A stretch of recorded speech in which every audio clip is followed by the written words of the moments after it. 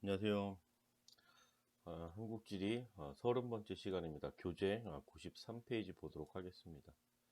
네, 어제 이어서 도시계획과 지역개발을 하고 있습니다. 그래서 93페이지 4번부터 국토 개발에 따른 공간 및 환경에 대한 어떤 불평등 이렇게 나와 있는데 공간 불평등 먼저 볼게요. 요새 불평등의 의미는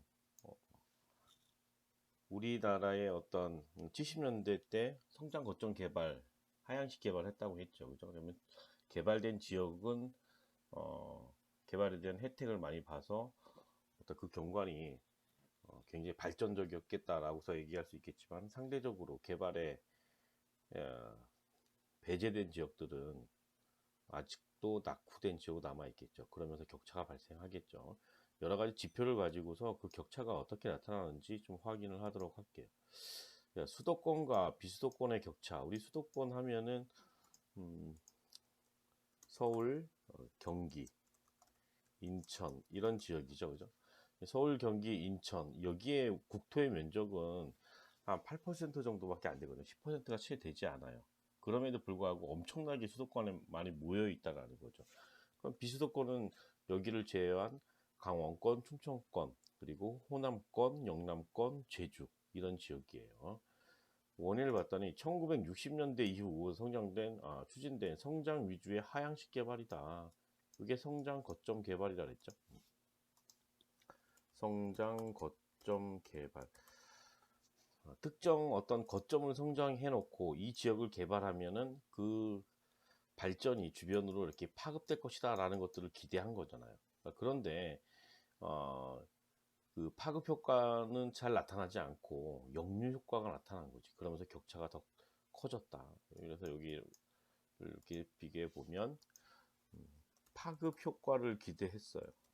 그러나 오히려 역류 효과가 나타나면서 격차가 더 커지게 되었다라고 생각하시면 될 것 같아요.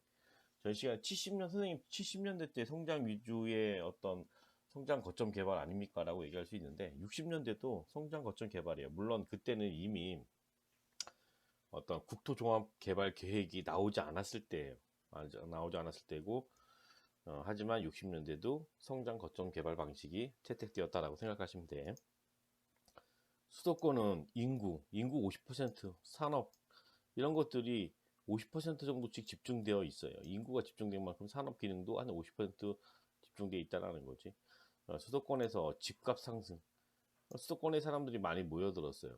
공급량에 비해서 어떤 수요가 엄청나게 많다 보니까는 수도권의 집값이 매우 비싸죠. 연일 올해 이슈가 되고 있는 것이 서울의 집값 이런 것들이었잖아요. 그지? 집값을 잡기 위한 뭐 부동산 정책 이런 것들이 지금 언론에서 굉장히 많이 나오거든요. 그리고 교통 혼잡, 자동차도 많다 보니까는 이런 문제도 발생하겠지, 그지? 너무 많이 모여서 불이익이 모여서 이익이 발생하는 것을 직접 이익이라고 하고, 모여서 불이익이 발생하는 것 직접 불이익이라고 해요. 그래서 어떤 직접 불이익이 발생했는가라고 한다면, 뭐, 주택 문제, 도시 문제들이 여기에 해당한다라고 생각하시면 될 것 같아요. 교통, 뭐 혼잡 문제, 뭐 환경 오염 문제 이런 문제들이 발생했다. 이때 주택 문제는 주택 부족 문제도 될 수 있고 집값이 상승하는 문제들도 될 수 있다라고서 볼 수 있을 것 같아. 비수도권에서는 경제가 침체되어 있다. 인구가 별로 없고 뭐 이런 산업 기능이 별로 없다는 얘기, 일자리가 별로 없다는 얘기예요. 인구가 유출되는 현상이 나타난다. 인구가 이 지역을 떠나서 수도권으로 간다든지 이런 문제들이 발생했다는 거죠. 그죠? 그래서 오른쪽에 지금 권역별 지역 내 총생산 비율을 보면 이 지역 내 총생산, 이 총생산을 뭐라 불러요? GDP야, GDP. 그 지역에서 생산된 경제적 부가가치의 총합을 지역 내 어떤 GDP라고서 얘기할 수 있을 것 같아. 수도권이 49.5%예요. 2016년도에는. 지금 50% 정도 되지 않을까라고 생각을 합니다. 절반은 수도권이고 또 절반은 영남권이에요. 영남권에 해당하는 지역이 어디예요? 영남권에 해당하는 지역이 경북, 경남, 그리고 대구, 더 큰 도시부터 할까요? 부산, 대구, 그리고 울산, 광역시 이런 지역이 바로 영남권이야. 남은 반 중에 또 반은 어디예요? 영남권이야. 이 영남권 집중되어 있는 이유 중에 하나가 전 시간에 한번 얘기를 했었지만은 여기에 1970년대 남동 임해 공업 지역 성장 거점 개발로 영남 지역에 뭐 포항이라든지 울산이라든지 부산이라든지 창원이라든지 거제라든지 이런 지역에 많은 산업단지가 공업단지가 조성되다 보니까 이 지역은 그나마 한 4분의 1 정도의 어떤 GDP를 생산하고 있는 거지.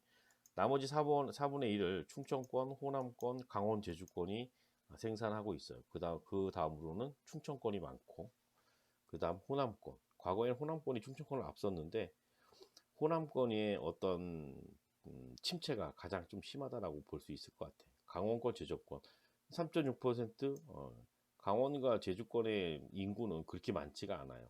이 GDP라는 것은 어차피 사람들이 생산하는 것이니까 사람이 많은 곳에 당연히 많이 생산될 거 아니에요, 그지? 강원의 비율은 매우 좀 적은 편이다. 아무튼 여기에서 보여주려고 하는 것이 뭐야? 수도권의 집중도가 매우 높다라는 것들을 우리가 여기서 파악을 하시면 될 것 같아요. 본 김에 오른쪽도 한번 볼까요? 문화 격차. 문화적인 격차도 나타난다는 거지. 공간 불평등. 여기 보니까 예술활동 건수래요. 지도는 예술활동, 전시 공연 건수를 통해 지역 간의 문화예술 활동의 차이를 나타낸 것이래. 전체 문화예술 활동의 절반 이상이 서울, 경기, 인천 여기에 집중되어 있어요. 부산을 합치면은 훨씬 더 많아. 절반 이상이 여기에 집중되어 있어. 선생님 숫자를 세어 보니까는 여기 지금 건수로 이렇게 세어 보니까는 서울, 인천, 경기 이렇게 합치면은 숫자가 뭐가 나와요? 153에 174 정도 나오거든요. 174. 근데 이 나머지 걸 다 더해 보니까는 150 뭐 나오더라고요. 150 뭐. 그러니까 여기 뭐 한 155다라고 한다면은 173 절반 이상이 수도권에 문화예술 행사가 집중되어 있구나. 이런 문화적 격차도 나타난다는 거지. 우리 충북에서는 이런 예술활동과 관련된 어떤 전시 공연 이런 행사가 6건밖에 없어요. 하지만 서울엔 125건. 결국은 충북에 있는 사람은 그런 어떤 전시나 예술활동, 뭐 문화활동 이런 것들을 관람하거나 보기 위해서는 이렇게 수도권으로 또는 다른 지역으로 이동해야 하는 그런 불편을 겪을 수밖에 없겠지. 도시와 농촌의 격차. 1960년대 이후 산업화 과정에서 이때부터 뭐가 일어났어요? 산업화가 일어났지. 근데 산업화가 일어나면은 뭐가 함께 일어난다 그랬어요? 이촌향도가 일어나. 이촌향도. 이촌향도에 의해서 뭐 도시화도 일어납니다. 그 농촌의 인구가 도시로 떠나면서 도시 중심으로 한 일자리가 크게 증가해. 왜 도시의 일자리가 많이 증가하냐? 우리 어떤 공장이라고 합시다. 공장에서 생산된 물건은 어차피 판매가 될 거야. 누가 이것을 소비하게 돼요? 사람이 소비하게 되지. 그럼 이 사람이 많은 곳이 어디예요? 도시죠, 도시. 그러면 운반비를 감소시키기 위해서 결국은 뭐야? 이런 농촌보다는 도시 가까이에 공장이 이렇게 좀 많이 들어선다는 거죠. 농촌에는 별로 안 들어서. 가까이 있으면 뭐야? 대규모 소비 시장이 있고 운반비도 저기 감소시킬 수 있거든요. 그런 장점 때문에 도시 주변에 주로 어떤 산업이 집중된다라고 생각하시면 될 것 같아요. 도시의 인구와 산업이 집중되면서 농촌에는 고령화 현상. 주로 떠난 사람들이 누구였는가 봤더니 주로 떠난 사람들이 청장년층이야. 노인보다는 청장년층. 한참 어떤 경제활동에 참여하는 사람들이 이동했다는 거죠. 그러니까 이들이 누구를 데리고 떠날까요? 이들의 자녀들이겠지. 유소년층을 데리고 떠나요. 이 사람들이 가면은 자녀들이니까 함께 가겠지, 그지? 남은 사람들은 노인이 남다 보니까는 농촌에서는 고령화 문제가 나타나겠지, 그지? 농촌에 가면은 지금 노인 인구 비율이 매우 높게 나타납니다. 생활 기반 시설이 부족해진다. 생활 기반 시설은 뭐 도서관이라든지 뭐 주차장이라든지 공원이라든지 또는 뭐 극장이라든지 뭐 등등 어떤 이런 시설들이 사람이 없다 보니까 그런 시설이 잘 들어서지가 않는 거죠. 이런 것들이 부족해지고 교육 여건이 불리해진다. 이거 다 떠났어요. 그러니까는 규모가 작은 시골 학교들은 폐교가 되거나 또는 통폐합이 되거나 또 뭐 학원도 별로 없고 그죠? 뭐 이러면서 이런 교육 여건이 굉장히 좀 열악하다라고서 얘기를 할 수 있겠지. 그래서 지금 농어촌 특별 전형이나 이런 것들도 뭐예요? 왜 생겨나냐면 농어촌 지역은 이 교육 여건이 불리하기 때문에 그런 것들을 어떤 배려하기 위해서 농어촌 특별 전형이라든지 이런 전형이 지금 존재하죠. 어떻게 해결해야 될까? 촌락의 종주 기반을 강화해야 된다. 종주라는 것은 살아가는 살아가는 것이 종주예요. 그런 살아가는 공간을 종주 공간이라고 하고, 살만한 곳을 만들어줘야 그런 기반 시설이 강화되어야 한다. 농촌 특색에 맞는 어떤 산업을 육성해야 한다. 그래서 농공단지라든지 그 지역에 만약에 생산되는 어떤 특산품 이런 것들을 가공한다든지 이것들을 이용해서 만든 상품이라든지 뭐 이런 어떤 산업을 육성한다든지 이런 노력들이 필요하겠죠. 그죠? 오른쪽에 한번 볼게요. 도시와 농촌의 소득 격차 변화 봤더니 좀 더 크게 볼게요. 요게 농가 소득이야. 요 지금 선생님이 영상으로 표시해 볼까요?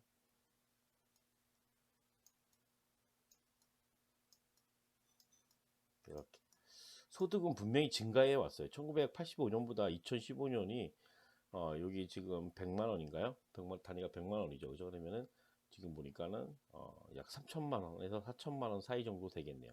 한 가구 농가는 여기서 한 가구의 소득이 한 3천만 원, 4천만 원 가까이 정도 되겠네요. 그죠? 3,800만 원 정도 상승해 왔어요. 도시 근로자의 가구 소득 이건 농가의 소득이고 이거는 도시 근로자의 가구 소득이에요. 1985년과 90년대는 거의 별반 차이가 없어. 비슷비슷해요. 근데 95년도 되니까 어디야? 역전이 되었죠. 그죠? 2000년에 더 격차가 벌어지고 이렇게 2010년 더 점점점 이렇게 격차가 커졌다는 거지. 이 격차가 거의 적었는데 격차가 어때요? 더 커졌다. 그래서 도시의 근로자의 가구 소득이 농촌보다 높다. 소득의 격차가 발생했다라고서 얘기할 수 있겠지. 그지?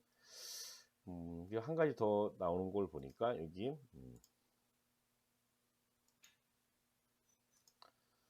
요거는 뭐니까 도시 근로자 가구 소득 대비 농가 소득 비율이야. 100이란 얘기는 여기 한 100 정도 된다는 얘기는 어떤 의미예요? 농가 소득과 도시 근로자의 가구 소득과 같다는 얘기지. 그런데 여기 보니까 85년도에는 누가 더 높았어요? 농가 소득이 더 높았어요. 100이 넘잖아. 지금 보니까 이렇게 보니까 농가 소득이 110 정도 돼요. 그런데 어떻게 돼? 계속 떨어지죠. 떨어져. 농가 소득이 떨어져서 지금 현재는 거의 60 정도밖에 안 돼요. 이 말은 뭐냐면 만약에 도시 근로자 가구 소득이 1년에 1억이라면은 농가 소득은 한 여기 60 조금 넘네요. 그러니까 한 6,200만 원 이 정도 된다는 거지. 그러니까 결국은 도시로 가서 일을 하는 것들이 소득 수준이 더 높다라는 것들을 보여주는 것이기 때문에 많은 사람들이 농촌을 떠나서 젊은 사람들이 도시로 이동하는 이유들도 이런 이유들도 어떤 해당된다라고 얘기할 수 있겠죠. 환경 불평등, 지역을 개발하고 이용하는 과정에서 발생하는 경제적 수혜 지역과 경제적으로 혜택을 보는 지역이 있을 수 있고 오히려 환경 오염 부담을 가는 지역이 일치하지 않는다. 밑에서 한번 볼게요. 국토개발로 인해 공업화된 지역이나 도시의 환경오염 물질이 바람이나 하천을 따라서 다른 지역으로 이동하게 되는데 그 피해를 보는 지역들이 있고 오히려 혜택을 보는 지역들도 있다는 거지. 이것은 지역 간의 갈등으로 이어질 수 있다. 불필요한 사회적 갈등 비용을 유발시킬 수 있다라고 이렇게 얘기를 하네. 그러면 이 탐구 활동을 통해서 한번 어떤 환경 불평등이 있는지 한번 볼게요. 좀 확대해 볼까요? 전력 생산량이야. 그럼 뒤에서 우리 에너지 파트 하면서 좀 하겠지만은 전력은 전기예요. 그럼 전기는 주로 뭐로 생산되는가? 화력발전소가 이 화력발전소는 주로 석탄이에요. 석탄. 그리고 좀 일부 천연가스가 있어요. 그리고 석유로 전기를 생산하기도 해요. 근데 대부분은 석탄이에요. 거의 한 70% 정도는 화력발전소 중에서 한 70% 이상은 석탄 화력발전소라고 생각하시면 되고 나머지 한 대부분이 천연가스, 근데 석유발전소는 거의 없다라는 거지. 그리고 우리나라의 전기에서 두 번째로 많이 차지하는 게 원자력이거든요. 원자력. 그리고 그 외의 것들은 거의 무시할 정도로 적어요. 뭐 수력 발전이다, 신재생 에너지 중에서 뭐 태양광이다, 태양열이다, 또는 풍력이다 이런 부분은 아주 극히 적어요. 뭐 몇 퍼센트 안에 뭐 10% 넘고 이런 게 아니라 뭐 1, 2% 안에서 그 정도밖에 하지 않는다. 그래서 우리나라 전기는 화력 발전과 원자력에 의존을 많이 하고 있는데 그 중에서도 대부분 다 뭐다? 화력 발전에 의존하고 있습니다. 화력 발전. 그러면은 석탄 같은 경우에는 어때요? 석탄은 오염물질을 가장 화석 에너지 중에서 석탄의 오염물질을 가장 많이 발생시키고 그 다음에 석유, 그 다음에 천연가스거든요. 석탄을 많이 사용해서 전기를 생산한다는 얘기는 엄청나게 많은 오염물질을 미세먼지와 각종 질소산화물, 뭐 또 황과 관련된 산화물이라든지 뭐 일산화탄소라든지 또 미세먼지라든지 이런 것들을 발생시키거든. 근데 지금 그 지역에 지금 지역을 17개 지역으로 나눠놓은 것 같아. 하나, 둘, 셋, 넷, 다섯, 여섯, 일곱, 여덟, 아홉, 열, 열하나, 열둘, 열세, 열네, 열다섯, 열여섯, 열일곱. 우리나라가 17개 시도거든요. 17개 지역인데 지금 100이라는 지역을 숫자를 한번 이렇게 표시를 해볼게요. 100. 전력 여기 100. 이 정도가 될 것 같으네요. 그러면 이 전력 자급률이 100이 넘는 지역은 자기 지역에서 생산하고도 쓰고도 소비하고도 남을 만큼 생산한다는 얘기예요. 그런 지역이 대부분 보니까 어때요? 대표적인 지역이 인천이에요. 인천은 보니까 자급률이 거의 한 250 정도 돼. 그러니까 100 정도는 자기가 쓰고 150은 뭐야? 다른 지역에 전기를 보내준다는 얘기가 되겠지, 그지? 부산도 100이 넘어요.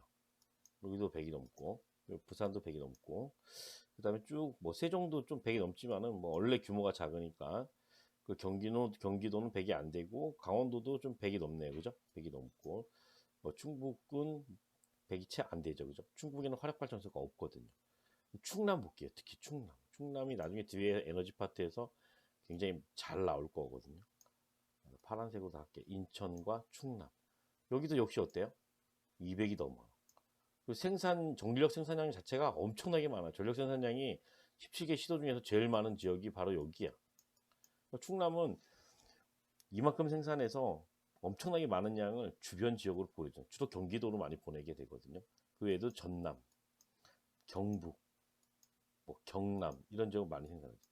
그런데 이 광역시 같은 경우에서 광주광역시, 대전광역시, 뭐 서울이라든지 대구라든지 경기도라든지 이런 지역은 100이 안 돼. 그런 지역은 이런 화력발전도 시설이 적거나 거의 없어요. 그리고 전기는 다른 곳에서. 그러니까 그 오염물질은 이런 거지. 충남에서 다 발생해갖고 충남의 그 인근 지역에다가 미세먼지나 여러 가지 오염물질을 배출시키고 있는데 이 전기를 끌어서 전기도가 가지고 가고 있다는 거지. 여기서 이제 환경 불평등 문제가 발생할 수 있다라는 거야. 요 부분들은 나중에 다시 한번 자세히 할 거예요. 그래서 여기 선생님 미리 한번 얘기를 해보면 부산 같은 경우에는 왜 이렇게 높으냐면 부산에는 원자력 발전소가 있어요. 원자력 발전소. 그리고 쭉 여기 인천에는 화력 발전소가 조금 많이 있어요. 화력 발전소가. 그리고 쭉 가서 100이 넘는 지역 100이 넘는 지역만 좀 크게 넘는 지역만 볼게요. 강원은 화력발전소가 있는데 생략할게요. 충남 여기는 화력발전소가 최고로 많은 것이야. 화력발전소 플러스 화력발전소 이렇게. 아마 작년에 보령에 우리도 화력발전소를 아마 견학을 가셨을 거예요. 그게 그 중에 하나이지만은 뭐 태안에도 화력발전소가 있고 이제 규모가 큰 화력발전소가 많다라는 거지. 충남 같은 경우에는 전북 전남에는 여기는 화력발전소도 있고 원자력 발전소도 있는 곳이야. 원자력 발전소. 그리고 경상북도 여기 원자력 발전소가 많은 곳이야. 원자력 발전소. 뒤에서 이거 다 할 거예요. 경남에는 화력 발전소가 좀 이렇게 많은 곳이야. 그래서 화력 발전소. 우리나라의 원자력 발전소는 17개 시도 중에서 3개밖에 없거든요. 어디 지역에 있느냐? 부산. 그리고 경북. 그리고 전남. 여기 세 군데만 원자력 발전소가 있어요. 그래서 뒤에서 한번 에너지 파트 할 때 하도록 하겠습니다. 왼쪽도 한번 볼게요. 대기 오염물질은 뭐 황산화물은 황을 포함한 어떤 결합물이라고 생각하시면 돼요. 뭐 SOX 이렇게 표시해야 돼요. 질소산화물은 NOx 계열. 질소가 N이죠, 그죠? N. 액은 X야. 일산화탄소는 CO2가 이산화탄소지, 그지? 이런 것들을 많이 배출하는데 이런 것들이 환경 오염 물질이라는 거지. 근데 이런 거 생산량을 봤더니 충남이 어때요? 물결 표시돼 있어요. 물결 표시. 거의 뭐 여기 10만 킬로그램이라 해야 되나? 여기 1200 정도 돼. 1200 거의 1200. 근데 다른 지역은 어때요? 막 200도 안 되는 지역이 있거든요. 막 이렇게. 뭐 서울 엄청 적어요. 부산 이렇게 좀 적어. 그런데 이 충남이 이렇게 높게 나타나는 이유가 뭐냐? 화력 발전소 때문에 화력. 이것도 다 화력 발전소 때문에 경남도 다 화력, 전남도 화력 발전소. 이 화력 발전소가 있는 곳이 굉장히 이런 것들이 많이 발생한다. 근데 충북에는 화력 발전소가 없다면서요. 여기 충북 같은 경우에는 화력 발전소 화력발전 생산된 오염물질이라기보다는 공업단지에서 생산된 어떤 오염물질이라든지 또는 시멘트 공장에서 시멘트를 굽거든요.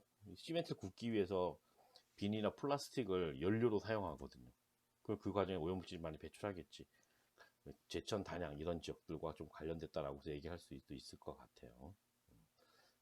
이런 지역에 오염물질들이 많이 생산된다. 화력발전소와 주로 관련성이 좀 높구나라고 생각하시면 될 것 같아. 내용을 한번 볼까요? 전력 생산량이 많은 곳은 뭐 충남이 제일 잘 나와요. 잘 기억해 주세요. 가장 많으니까. 그 다음에 경북, 아까 경북도 원자력 발전소가 많은 곳이라 그랬지. 전남은 원자력 발전소, 화력 발전소, 경남 화력 발전소, 인천 화력 발전소 이런 것들이야. 대규모 화력 발전소나 원자력 발전소가 있는 곳이다. 이런 곳에서 전력 생산이 많다. 반면 전력 소비량이 많은 곳은 제조업체, 공장이 많은 곳이다. 또는 인구가 많은 곳이다. 라고서 얘기할 수 있겠지, 그지?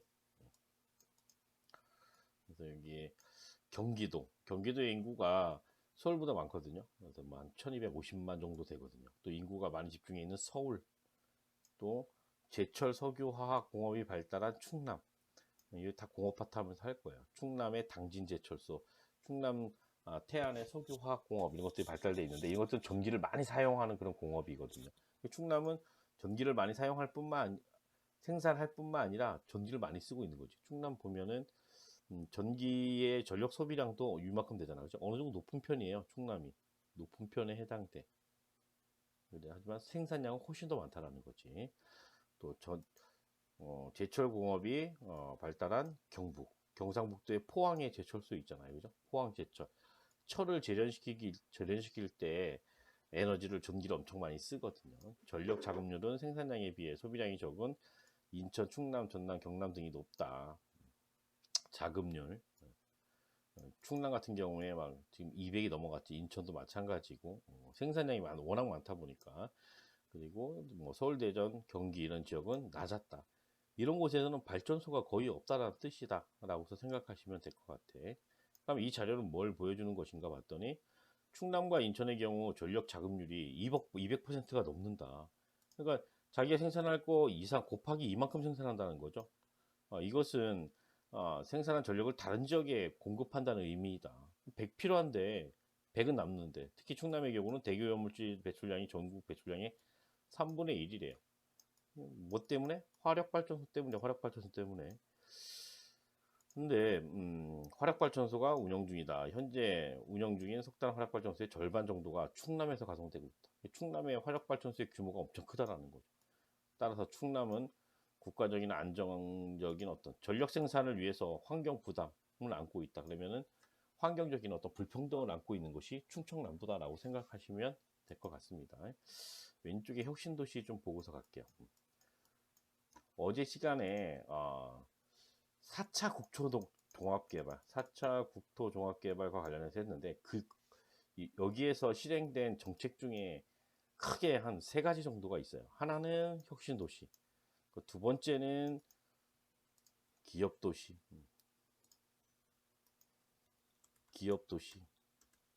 그 다음에 세 번째는 세종특별자치시, 이런 것들이 만들어지게 돼요. 이거 다 왜 만든 거냐? 4차는 균형 개발이야. 수도권의 어떤 기능이나 집중된 것들을 분산시키기 위한 어떤 계획이 포함된 게 4차였거든요. 그러기 위해서 혁신도시를 10개를 선정해요. 지금 여기 10개거든요. 지금 여기 원주, 여기 음성진천, 그리고 여기 전주 완주, 그리고 여기 광주 나주. 합쳐서 이게 한 군데라는 뜻이야. 제주 서귀포. 그리고 뭐 여기 김천이라는 곳, 대구, 울산, 여기 부산, 진주 총 10개 세보면요. 여기에는 머리를 이전한 거예요. 수도권에 있는 공공기관을 이전시킨 거예요. 각 혁신도시마다 한 11개에서 한 15개 정도씩 이전시켰습니다. 그러니까 수도권에 있는 공공기관을 이전시키니까 거기 있는 직원이나 이런 사람들이 그 지역으로 이사해야 될 거 아니에요. 그죠? 그러면서 인구나 이런 것을 분산시키는 또는 기능도 분산시키는 그런 효과를 가져오겠지.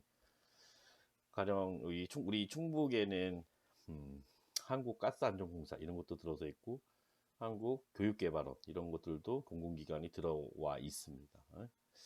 그다음 기업도시는 공공기관이 아니라 민간 기업을 유치하기 위한 거야. 민간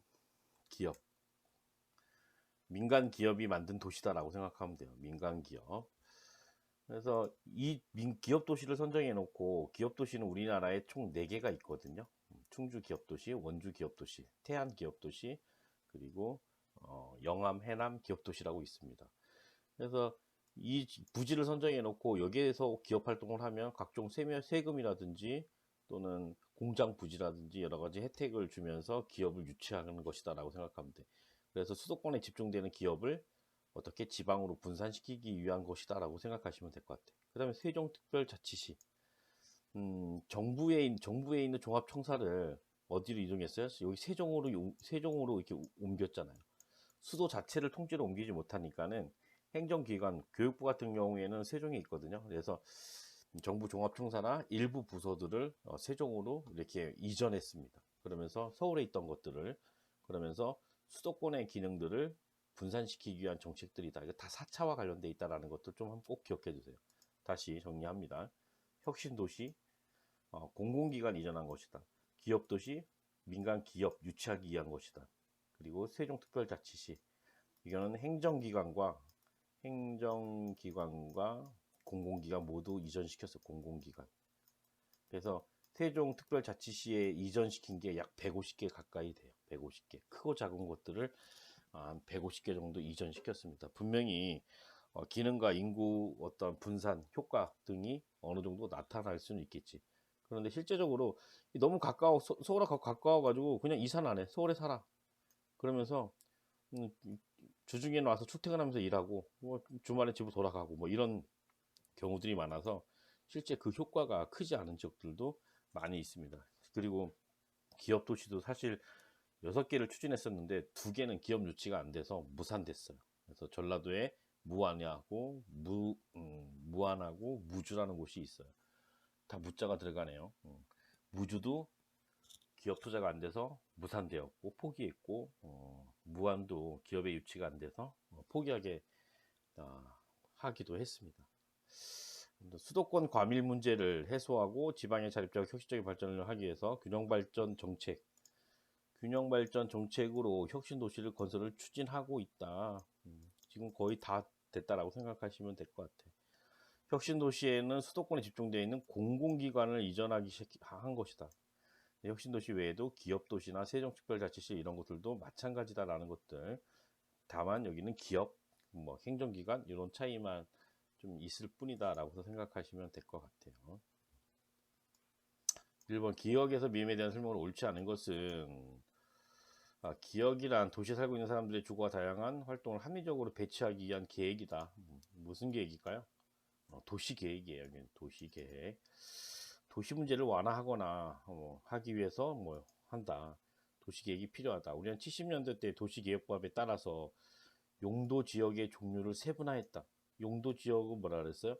공업용지다, 주거용지다, 상업용지다 이런 용지를 어떤 토지로 사용할 수 있는지 정해놓는 것이라 그랬지, 그지? 굉장히 무질서하게 난개발이나 이런 것들이 일어나지 않도록 이렇게 용도를 정해놓은 것이다. 그리고 이 1970년대 때 뭐도 설정했다 그래서 그린벨트도 1970년 그린벨트도 개발 제한 구역도 설정했다라고 얘기를 했죠. 무질서한 확산을 막지하기 위해서 개발 제한 구역을 설정을 했다. 1990년대 이후 삶의 질은 환경에 관한 관심이 면서 지속 가능한 도시 계획으로 변화했다. 1990년대 이후는 무슨 개발을 했다라는 얘기가 돼서 이렇게 하기 위해서 균형 개발, 좀 추진하게 되었다라는 얘기였지, 그지? 1980년대는 광역 개발, 80년 이전, 70년대, 60년대는 성장 거점 개발이다라고 생각하시면 될 것 같아. 기억은 도시계획 맞습니다. 도시 문제, 교통 혼잡, 자연환경 훼손, 이거 환경 오염이잖아. 맞아요. 디귿, 토지의 효율적인 이용과 공공물인 증진을 위해 토지 이용의 용도를 미리 정해 놓은 것이다. 이거 맞지, 그지? 이것이 뭐야? 용도 지역을 미리 정해 놓는 것이다. 리에는 개발 제한 구역 맞아요. 1970년대 도시 계획보다 지역 주민의 참여가 제한된다? 지역 주민의 참여가 제한된다? 그건 아니죠, 그죠? 여기다가 뭐 메모를 한번 해보면 1970년대는 뭐였어요? 1970년대는 성장 거점 개발이지, 그지? 이때는 무슨 개발 방식이다? 주로 하향식 개발. 정부가 어떤 도시 개발에 대한 어떤 정책을 마련해 놓고 그거에 맞춰서 위에서 밑으로 명령 하달식으로 내려와서 개발하는 방식이지, 그지? 이것은 지역 주민 참여가 제한적이다라고 얘기할 수 있고 1990년대부터 시작된 것은 뭐예요? 균형 개발이지, 균형 개발. 이것은 뭐다? 상향식 개발. 아래로부터 어떤 요구에 의해서 지역 주민의 의사, 지방자치단체의 어떤 입장 이런 것들을 충분히 반영해서 개발하는 방식이다. 지역 주민 참여 기회가 더 크다라고 얘기할 수 있겠지, 그지? 이렇게 좀 다르다라는 것들을 기억해 두셨으면 좋겠어요. 2번 서로 다른 방식의 도시 재개발 사례이다. 도시 재개발 사례들 보면은 이제 철거 재개발, 그리고 철거 재개발은 완전히 밀고서 뭐 아파트 단지 짓는 거죠, 그죠? 그리고 두 번째로 보존 재개발, 역사적, 문화적 가치가 있는 것들은 훼손해 가지 않고 이것을 보존해 가면서 개발하는 방식이 바로 보존 재개발이었죠, 그죠? 그리고 수복 재개발, 전체적으로 다 개발하는 것이 아니라 완전 재개발하는 것이 아니라 부분적으로 필요한 어떤 기반 시설을 갖추면서 개발해 가는 법, 부분적으로 뭐 수리, 개조, 개선해 나가는 것, 이것들을 수복 재개발이라고 하지. 근데 여기는 달동네였대요. 관악구의 여기 난곡동이거든요.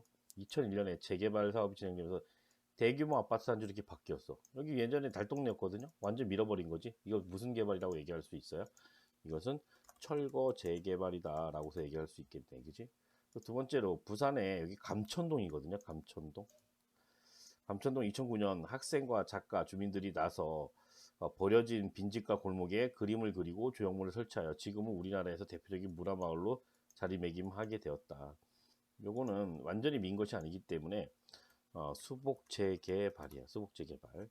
여기 지역은 6.25 전쟁 이후에 피난민들이 모여서 판자촌 막 모여서 살던 그런 달동네라고 생각하면 돼. 그런데 부산은 지금 경사지가 이렇게 있거든요. 그런데 그 중에서 그걸 완전히 털고 아파트를 짓는 것이 아니라 그것들을 벽화를 그리고 빈집에다가 뭐 어떤 작업 공간을 만들고 뭐 어떤 예술가들이 찾아오고 또 관광객들 찾아오는 그런 마을로 변모했다. 부분적으로 재개발을 했다라고 생각하시면 돼요. 그래서 두 번째는 수복 재개발이에요. 수복 재개발. 그러면 가는 나보다 상주 인구 비율이 높을 것이다. 상주 인구는 그 지역에 주소지를 둔 인구다라고 생각하시면 돼. 그러면 예전엔 단독주택이었어. 근데 고층 빌딩이야. 인구가 많아졌겠지, 그지? 그러면은 가는 나보다 상주 인구 증가율이 높겠지, 그지? 여기 단층에서 초고층, 고층 빌딩이 생겼고 여기는 여전히 그냥 낮은 저층이잖아, 그지? 그러니까 기억은 맞는 답이고 가는 나보다 원고 주민의 재정착률이 높다? 가는 어떻게 되겠어요? 완전 철거 재개발했으니까 이 아파트 가격이 비싸졌어요. 이 지역을 다 80% 이상 이 지역을 떠나게 됐다고 했지, 그지? 틀렸네, 그지? 여기는 그냥 원래 그 집이야. 그러니까 살아가고 있는 거지. 디귿, 나는 가보다 평균 건물 층수가 많다? 이 층수가 높은 건 이거지, 그지? 틀렸네요, 그죠? 그다음에 나는 가보다 기존 건물의 활용도가 높다. 그렇지? 완전 철거한 것이 아니니까. 정답은 기역과 리을이 정답은 2번이 되겠습니다. 2번. 3번. 두시기 국토종합개발계획 중 일부이다. 가와 비교한 나 지역의 나의 상대적 특성을 고르래요. 가는 몇 차인지 모르겠지만 수자원 개발이래요. 수자원 하면 옆에다가 뭐 생각하면 돼요? 아, 댐 건설 많이 했다라는 것들 좀 생각하시면 될 것 같아. 물은 국민의 경제와 사회 생활에 있어서 기초적인 자원이다. 수자원은 국가적 개발이 필요한 이유. 가뭄과 수해 이런 것들 빈번히 발생한다. 우리 댐은 가뭄과 홍수를 조절해주는 능력이 있다고 하잖아요. 근데 올해 비가 많이 와가지고 그 조절이 굉장히 어려움이 많았을 거라는 생각이 들어. 식량의 자급자족을 위한 영농 기반을 조성한다. 이거는 1차예요, 1차. 그러니까 1차는 어떤 기반을 하려고 했냐면, 여기 나오지 않았지만은, 일부러 생각해 놓은 거야. 공업 기반 어떤 조성과 영농 기반 조성, 이런 것들이 목표로 해요. 공업 기반을 조성시키기 위해서 수출 주도형 공업을 육성하고, 영농 기반 조성하기 위해서 댐 건설을 해요. 그리고 각종 뭐 하더라 했어요? 어떤 사회, 어떤 간접 자본, 이런 것들을 투자해. 뭐 도로, 또 뭐 사회 기반 시설, 각종 어떤 기반 시설 이런 것들을 만들어낸 때가 요때다라고 생각하시면 될 것 같아. 도로라든지 철도라든지 통신이라든지 상하수도라든지 이런 것들이 건설된 것. 그러니까 대표적으로 사회 간접 자본 중에서도 선생님이 어떤 얘기를 한번 했었어? 경부고속도로 이런 얘기 했었죠, 그죠? 경부고속도로가 이때 음, 놓이게 되었다라는 얘기를 좀 했던 것 같아요. 사회 간접 자본. 1차 국토 종합 개발에 이건 성장 거점 개발 방식으로 이루어졌겠죠. 두 번째는 보니까 지역의 특성을 살린 개성 있는 발전이는 지역의 특성, 지역성. 중앙정부의 기관 및 권한을 지방으로 분산 이양시켰다라고 해서 얘기 나오네, 그지? 요거는 3차일 수도, 요거만 보면 3차일 수도 있을 것 같은데 이건 4차라는 거지. 그럼 얘네들이 중앙 정부 갖고 있는 기관과 권한을 지방으로 분산했다라는 것이 어떤 것들이야? 세종시, 세종시라든지 또는 혁신도시라든지 이런 것들을 많이 만들었다는 얘기야. 그리고 그 외에도 기업도시 이런 것들을 만들어서 수도권에 있던 것들, 이 중앙정부 기관이나 권한 이런 것들이 대부분 서울이라든지 수도권에 있었거든요. 그것들을 세종시와 혁신도시의 행정기관과 공공기관을 이전했다라는 거지. 수도권의 기능을 지방으로 분산했다. 이런 것들을 통해서 분산시키려고 했던 거죠. 기업과 공장, 요게 좀 여기에 해당되겠네, 그치? 기업과 공장, 기업도시, 금융기관의 본사, 민간 중추기관의 지방 이전을 위한 포괄적인 인센티브, 지방으로 이전하는 기업에게는 또는 그런 기관에게는 인센티브를 주겠다라는 것들이겠지, 그지? 그래서 요거는 4차예요, 4차. 4차는 2000년부터 2020년까지지 두 차례의 수정을 거쳤다라고 얘기를 했습니다. 그럼 4차의 상대적 특징이니까 중앙정부의 권한은 어떻게 됐을까요? 더 약해진 거지. 지방으로 분산시켰으니까. 그렇죠? 약함. 그 다음에 경제적인 형평성. 이거 분산시킨 거야. 수도권에 집중된 거. 그럼 이건 경제적인 효율성을 추구하기보다는 형평성을 추구한 거지. 그럼 여긴 틀렸네, 그지? 여기 틀렸어요. 정답 2가 되겠네요, 그죠? 의사결정 속도는 느려요. 왜냐하면 요거는 상향식이야, 하향식이야? 상향식이야, 상향식. 균형 개발이거든요, 균형 개발.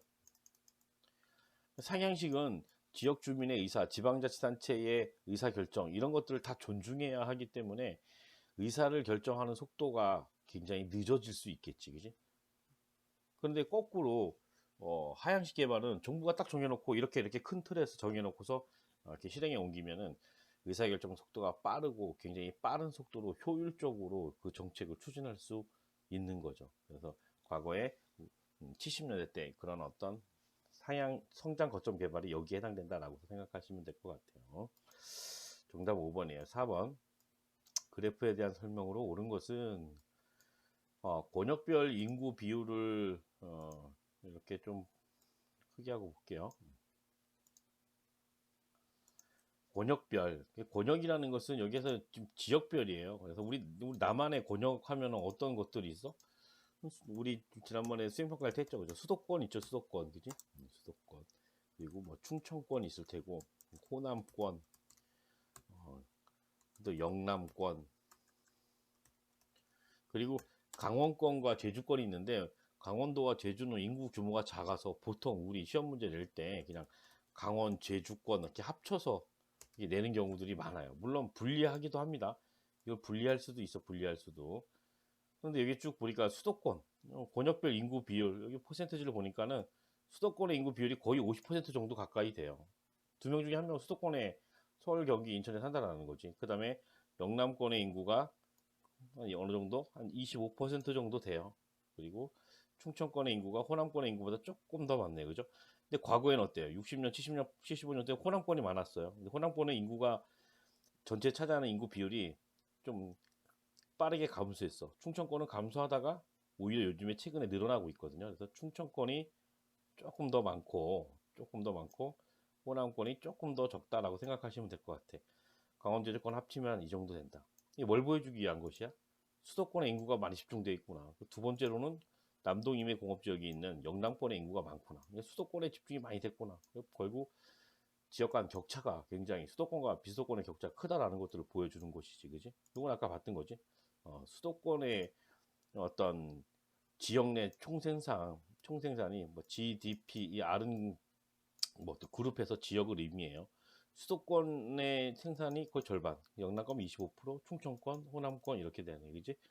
결국은 이 총생산이라는 것은 사람이 생산하는 거야. 그러니까 수도권이 50% 정도 되니까는 당연히 50%의 GDP를 생산할 테고, 영남권이 한 25% 되니까 이 정도 생산하는 것이 되는 거고, 그 다음에 충청권이 이만큼 생산하는 거고, 그 다음에 호남권이 막 인구에 비례해서 생산하거든요. 물론 이 소득 수준이 지역마다 같은 건 아니지만은 대체적으로 엄청나게 큰 차이를 갖고 있지 않거든요. 그렇지? 그렇다고 그렇게 본다면은 인구에 비례해서 지역 내 총생산의 비율도 비슷하게 나타날 것이다라는 것들을 보여주는 거지. 아무튼 수도권의 집중도가 높다라는 거예요. 국토의 공간의 불평등이 나타나고 있다. 수도권과 비수도권의 어떤 불평등 문제가 나타나고 있죠, 그죠? 맞는 얘기고. 니은은 좀 이따 볼게요. 1970년에서 80년대 경제적 형평성을 1970에서 80년대라는 얘기 뭐야? 1970년대라는 얘기지. 형평성을 강조한 게 아니라 이때 강조한 게 뭐야? 성장 거점 개발이잖아, 그지? 성장 거점 개발이다 보니까는 뭘 강조했어요? 경제적 효율성을 강조했지, 효율성. 지역 간의 격차는 발생하는 것들은 크게 신경 쓰지 않았다는 얘기죠. 빵을 크게 만드는 것에 대해서 경제 성장에 더 관심을 가졌다는 얘기지. 그럼 디귿은 틀린 답이 되겠고, 리을 수도권과 비수도권의 인구 비율의 격차는 1980년에 2015년보다 크다? 이건 보면 되잖아. 수도권 이 하나가 수도권이야. 그럼 나머지는 다 비수도권이잖아, 그지? 1900 아까 몇 년도라 그랬어요? 80년 1980년에 수도권의 인구 비율은 어느 정도 되냐면, 수도권의 인구 비율은 이만큼 돼요. 한 35%라고 할까요? 나머지 65%는 어디 살았다는 얘기야? 비수도권에 살았다는 얘기야. 그런데 2015년 봤더니 이만큼이야. 2000년 수도권의 50%고 비수도권의 50%라는 얘기 아니야. 그러면은 수도권과 비수도권의 격차는 2015년에 더 인구 비율의 격차는 더 커졌다라고서 얘기할 수 있겠지. 그것도 틀린 거지. 그럼 니은은 맞는 선지가 되겠죠, 그죠? 니은은 맞는 선지가 됩니다. 그럼 생산자 서비스업과 같은 핵심 기능이 수도권에 집중되어 있다. 그럼 생산자 서비스가 무엇이냐? 라는 것들을 좀 밑에다가 한번 보도록 메모를 하도록 할게요. 서비스는 크게 누구한테 제공하느냐에 따라서 생산자 서비스업이 있고, 생산자 서비스업은 주로 이 서비스를 기업에 제공해요. 여기에 해당하는 것이 주로 어떤 것들이냐? 뭐 보험, 법률, 또는 뭐 광고, 또는 뭐 회계, 뭐 이런 것들, 또는 연구, 뭐 이런 것들, 뭐 등등 이런 것과 관련된 서비스업을 생산자 서비스업이라고 그래요. 이 특징이 뭐냐면 전문성이 높아요. 전문성. 그러니까 이런 보험과 법률, 광고, 회계, 연구 서비스는 일반적으로 전문적인 지식이 있지 않으면은 여기에서 일할 수 없고 이런 서비스를 생산할 수가 없어요. 그래서 굉장히 여기는 전문성이 높다. 다 전문가들이거든요. 여기에서 일하는 사람들 다 전문가들이야. 아마 급여 수준이나 월급 굉장히 높게 받겠죠. 그러면 이런 서비스는 주로 어디에 위치하느냐? 농촌보단 대도시에, 그리고 비수도권보다는 수도권 중에서도 서울 중에서도 서울의 도심에 입지하고 있어. 생산자 서비스업은 대도시의 도심에 또는 부도심에 입지하는 것이 보통이 경향성이다라고 생각하면 되고, 소비자 서비스업은 요거는 주로 소비자에게 직접 제공되는 서비스예요. 서비스 이런 거 어떤 것들이냐? 가령 뭐랄까 식품 관련 식당 이런 것들, 소매업 같은 거, 소매업 편의점 이런 거, 편의점 슈퍼마켓, 이마트, 마트, 대형마트 이런 것들. 중국집 생각하면 되게 편할 거예요. 편의점 생각해 볼까요? 편의점 어디에 위치하느냐? 인구에 비례해서 위치해요. 제천의 인구가 10만 명이면 13만 명이면 그거에 비례해서 편의점 수가 어느 정도 있어요. 서울의 편의점이 훨씬 더 많겠죠. 근데 인구만큼 분포한다라는 거지. 그러나 요거는 인구보다도 인구가 많은 그러니까 여기에 인구가 만약에 가령 이 광고회사라고 칠게요. A라는 도시의 인구가 100이야. B라는 도시의 인구가 여기 1000이라 그럴게요. 여기가 10이야. 그러면은 만약에 중국 편의점은 얘가 한 개 있으면 얘가 100배 인구가 많잖아요. 그러면 편의점 이 A라는 도시에는 한 100개 정도 있다는 거야. 이게 뭐야? 소비자 서비스업이 이렇다는 거야. 소비자 서비스업. 근데 생산자 서비스는 그렇지 않다라는 거지. 여기 10개인데 여기 10개인데 한 개가 있어. 생산자 서비스업. 한 개도 없겠지만은 한 개가 있다고 쳐요. 그럼 여기는 100개가 있는 게 아니라 막 한 500개 정도 있을 수 있다라는 거지.